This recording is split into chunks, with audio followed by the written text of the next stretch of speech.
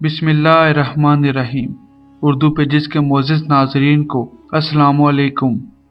अशफाक अहमद अपनी किताब जाविया में कहते हैं कि एक दफ़ा मैं ईद की नमाज़ पढ़कर निकल रहा था और मैं अपने दोस्तों, साथियों और अजीज़ों से गले मिल रहा था। बहुत सारे पुराने दोस्त मिले तो मुझे अचानक ख्याल आया कि ये हम अपने दोस्तों को तो मिलते हैं, जिनको जानते हैं, लेकिन कुछ लोग ऐसे भी होते हैं जो बज़ाहिर हमारे दोस्त नहीं होते, लेकिन उनका हमारी ज़ात के ऊपर किसी न किसी हवाले से एहसान ज़रूर होता है। तो मेरे जहन में ख्याल आया कि मैं मॉडल टाउन में रहता हूँ। इस इलाके का जो थानेदार है, जो रात को सीटी बजाने वाला सिपाही भेजता है, जो साइकिल पर गश्त करते हैं, वो कौन है? मुझे उनके साथ भी जाकर ईद मिलनी चाहिए और उनका शुक्रिया अदा करना चाहिए कि आप हमारे मुहाफिज हैं और आप इसके लिए इतनी सारी कोशिशें करते हैं। चनाचे मैं गाड़ी लेकर वहां गया कि उनसे मिलूं। जब मैं पुलिस स्टेशन गया तो उस दिन थाने में कोई न था। सब लोग अपनी नमाज अदा करने के लिए जा चुके थे। जवानों को छुट्टी दी गई थी ताकि अपनी फैमिली के साथ ईद की खुशियां गुजार सकें। थानेदार साहब अपनी वर्दी पहने, हाथ में सिगरेट लगाए कुर्सी पर बैठे थे। मैं जब अंदर दाखिल हुआ तो मैंने कहा, जनाब इजाज़त है? कहने लगे, फरमाइए जनाब। मैंने कहा, मैं तो आपसे मिलने के लिए आया हूँ। थानेदार कहने लगा, जी हुक्म बताइए, क्या काम है? मैंने कहा, कोई काम तो नहीं, मैं तो ऐसे ही आया हूँ। कहने लगा, ये कैसे हो सकता है कि कोई आदमी थाने में आए और उसको कोई काम ना हो? मैंने कहा, आप SHO हैं? कहने लगा, जी मैं SHO हूँ। मैंने कहा, मैं आपसे ईद मिलने के लिए आया हूँ। तो वो बड़े हैरान से हुए और कहने लगे, बड़ी मेहरबानी व अलैकुम ईद मुबारक। मैंने कहा, थानेदार साहब, ईद ऐसे तो नहीं मिली जाती, आपको उठकर खड़े होना पड़ेगा और फिर मेरे साथ ईद मिलनी होगी। उनको शायद मेरी बात समझ में न आई तो मैंने गुस्ताखी करते हुए उनको कंधों से पकड़कर ऊपर उठाया तो वो खड़े हो गए। खड़े होकर मैंने उनको एक जप्फी डाली तो वो ज़रा सा घबराए। जब मैंने दूसरी तरफ और फिर तीसरी दफ़ा गले मिला तो थानेदार साहब ने रोना शुरू कर दिया। अशफाक अहमद कहते हैं, मैं डर गया। या अल्लाह, ये क्या हो गया? इतना बड़ा थानेदार, भारी भरकम जिस्म का आदमी ऊंची आवाज़ में रो रहा था। रोते हुए थानेदार ने कहा, जनाबे आली, अगर आप सच्चे आदमी हैं तो मैं आपको यकीन दिलाता हूँ कि 19 साल की सर्विस में ये पहला मौका है कि कोई शख्स मुझे ईद मिलने आया हो, किसी ने आकर मुझे गले लगाया हो, वरना मैं और मेरी सारी कौम अछूत है। हम चंडाल हैं और हम चोर हैं और हमको इंसान नहीं समझा जाता। 19 बरस की सर्विस में आज पहली मर्तबा किसी ने मुझे इंसान समझा है। मैंने कहा, बिल्कुल, मैं इतनी दूर से चलकर आया हूँ। लोगों ने हमारे दरमियान बहुत बड़ा हला पैदा कर रखा है। लोग हमारे करीब नहीं आते, हम लोगों के करीब नहीं जाते। ये गलती पता नहीं कहाँ से शुरू हुई है और क्यों हुई है। हम चाहते हैं कि हम लोगों से मिले। वो थानेदार यूं ही बातें करता रहा और बार बार मुझसे पूछता, क्या आप सचमुच मुझसे मिलने आए हैं? तो मैंने अल्लाह रसूल को हाजिर नाज़र जानकर कहा, मैं मस्जिद से निकला हूँ, अभी मैं घर नहीं गया, आपसे मिलने आया हूँ। तो फिर कहने लगे, आप बैठे मेरे साथ चाय पिएं। मैंने कहा, मैं ज़रूर बैठूंगा और ज़रूर चाय भी पीऊँगा।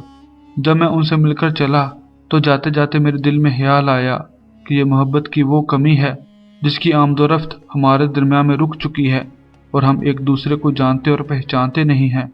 तो मैंने ये इरादा किया कि मैं अपने अदीब दोस्तों, सहाफ़ियों और दानिशवरों को बुलाकर और थाने के उन लोगों को जो पुलिस के महकमे से ताल्लुक़ रखते हैं, उन सब की मुलाकात और आपस में गुफ्तगू करवाऊँगा ताकि उनमें बाहमी राब्ता पैदा हो और वो एक दूसरे को पहचान लें।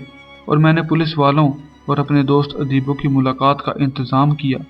पुलिस वाले बड़े खुश हुए और अपनी नई वर्दियां पहनकर बूट चमकाकर इकट्ठे हो गए, जिनमें इंस्पेक्टर, SSP, SHO और हमारे साथी दानिशवर, अदीब, सहाफ़ी भी मौजूद थे।